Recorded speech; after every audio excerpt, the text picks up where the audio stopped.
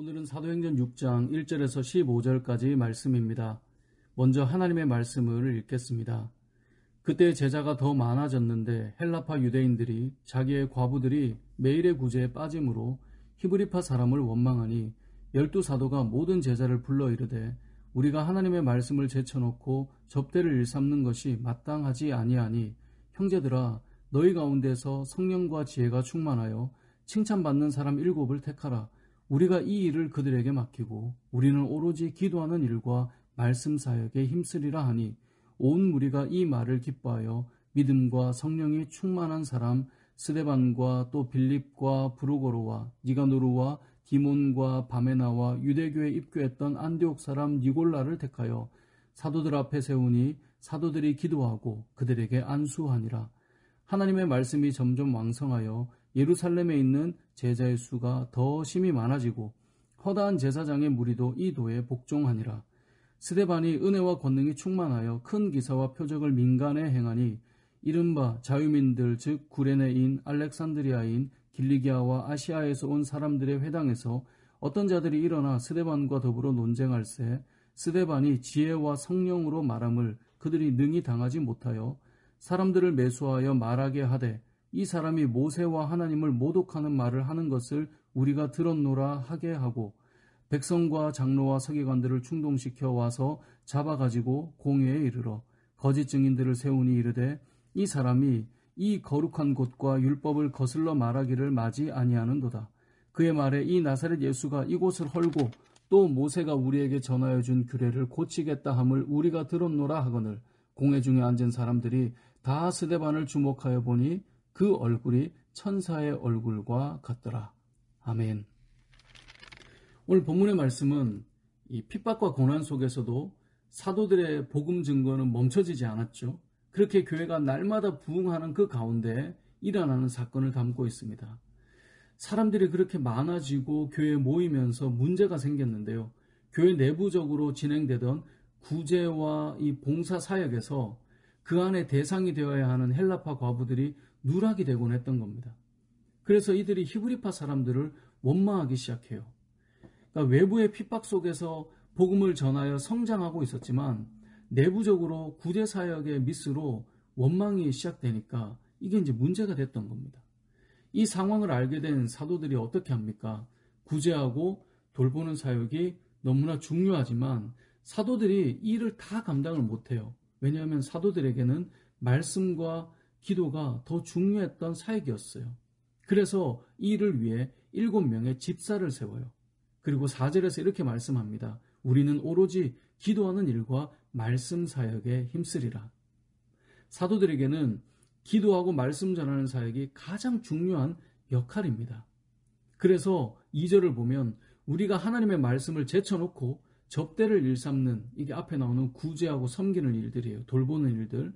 그것에 집중하는 것이 마땅하지 않다는 거예요. 하나님의 말씀을 제쳐놓고. 그래서 사람을 세우는 겁니다. 이러한 결정에 모여있는 모든 성도들이 다 기뻐했습니다. 그렇게 초대교회에 7집사가 세워지는 겁니다. 자, 7집사를 세울 때 어떤 사람을 세웠습니까? 3절을 보세요. 이렇게 말씀합니다. 형제들아 너희 가운데에서 뭐라고요? 너희 가운데서. 이 말은 너희와 함께하던 자들을 말해요. 혹시 기억하십니까? 가룟 유다를 대신해서 마띠아를 세울 때도 마찬가지였죠. 항상 우리와 함께 다니던 사람 중에서. 왜 우리 가운데에서 함께 다니던 사람 중에서 함께 모여있던 자들 중에서 사람을 세울까요?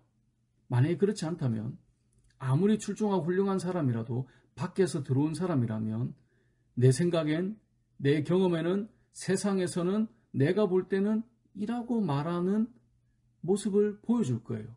그 사람이 리더로 세워지는 순간 그때부터는 구제하고 봉사하는 일이 시작되기도 전에 갈등이 일어날 겁니다. 너희는 이렇게 모여서 지금까지 왔지만 내가 밖에서 와보니 이건 이거야.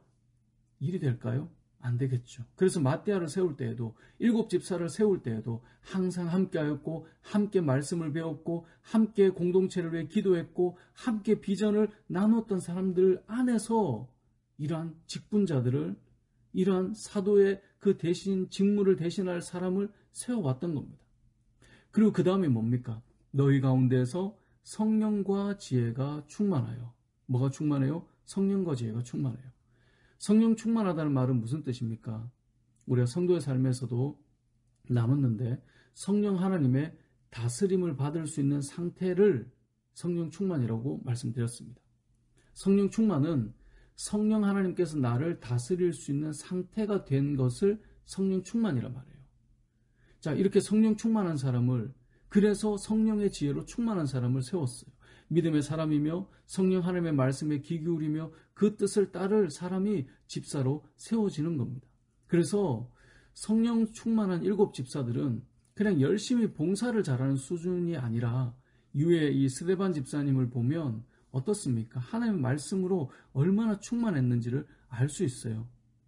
오늘 6장 이 9절 말씀에 보면 이렇게 표현해요. 여러 사람들이 일어나서 스데반과 더불어 논쟁하는데 6장 10절 스데반이 지혜와 성령으로 말함을 그들이 능히 당하지 못하여. 뭐로 말해요? 지혜와 성령으로 말해요. 누구를 뽑았어요? 너희 가운데서 성령과 지혜가 충만한 사람. 그러니까 하나님의 말씀으로 성령과 지혜로 충만해 주의 말씀으로 가득해 있었다는 것을 보여주고 있는 것입니다.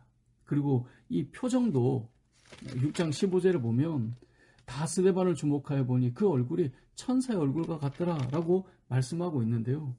오늘 본문에 등장하는 세워진 7 집사가 이러했다라고 하는 것을 스데반 집사님을 통해서 보여주고 있는 것입니다. 누가 보아도 이런 사람이면 칭찬하겠죠. 그래서 6장 3절에 보면 형제들아 너희 가운데서 성령과 지혜가 충만하여 어떤 사람이요? 칭찬받는 사람 7을 택하라. 이렇게 해서 칭찬받는 사람이요. 누가 봐도 존경하는 사람이요. 그들이 사도를 대신하여 직분을 감당하기 위해 안수 집사로 세워지고 있는 겁니다. 그래서 7명의 사람이 앞으로 나오게 되고 사도들이 그들을 위해 머리에 안수하고 기도해주고 그 직분을 감당했던 겁니다. 사랑하는 성도 여러분, 교회에 누가 세워지느냐는 너무나 중요합니다. 세상에선 가끔 이런 말을 합니다. 자리가 사람을 만든다. 저도 이런 말을 종종 듣거든요. 목사님, 자리가 사람을 만들잖아요. 근데 성경을 잘 읽어보십시오. 하나님께서는 자리가 사람을 만든다고 말씀하지 않으셨습니다. 그 사람을 그 자리에 세우기 위해 광야도 지나가게 하시고 고난도 받게 하시고 기도하게 하시고 깨어있게 하시고 훈련시키신 다음에 자리에 세우셨지, 그냥 세워놓고 그 자리에서 사람이 만들어지게 되는 경우는 없었습니다. 오늘 본문도 그래서 성령 충만하고 칭찬을 받으며 기도와 말씀으로 준비된 자가 세워지도록 하신 것이고, 목회서신이라고 불리는 디모데전서, 디모데후서, 디도서를 보면 직분자는 이런 사람을 세우라고 당부하고 또 당부하고 또 당부해요. 왜 그럴까요? 자리가 만드는 게 아니라 그렇게 준비된 사람을 세우라고 알려주는 겁니다. 물론 그럼에도 불구하고 사람들은 불완전하기 때문에 그 자리에서 더 성숙해 가는 것은 맞습니다. 하지만 기본적으로 어떤 자를 세웠는가를 성경은 우리에게 알려주고 있는 것입니다. 자, 이렇게 구제와 섬김의 사역이 재정비되니까 잘 직분자를 세우고 교회 내부적인 갈등을 해결해 나가니까 동시에 어떤 일이 다시 회복됩니까? 7절 말씀은 이렇게 기록합니다. 하나님의 말씀이 점점 왕성하여 예루살렘에 있는 제자의 수가 더 심히 많아지고 허다한 제사장의 무리도 이 도에 복종하니라. 아멘. 자, 이렇게 되니까 말씀이 더욱 왕성해져 가요. 그리고 믿는 자의 수가, 아니 제자의 수가 더 심히 많아져요. 그 다음 뒤에 뭐라고 말해요? 허다한 제사장의 무리도 이 도에 복종해요. 그럼 제사장이 누구였습니까? 사도들을 붙잡아오고 핍박하고 그 말씀을 거부하고 전하지 못하게 했던 자들인데, 이들조차도, 핍박하던 자들조차도 주께 돌아오게 되었다는 거예요.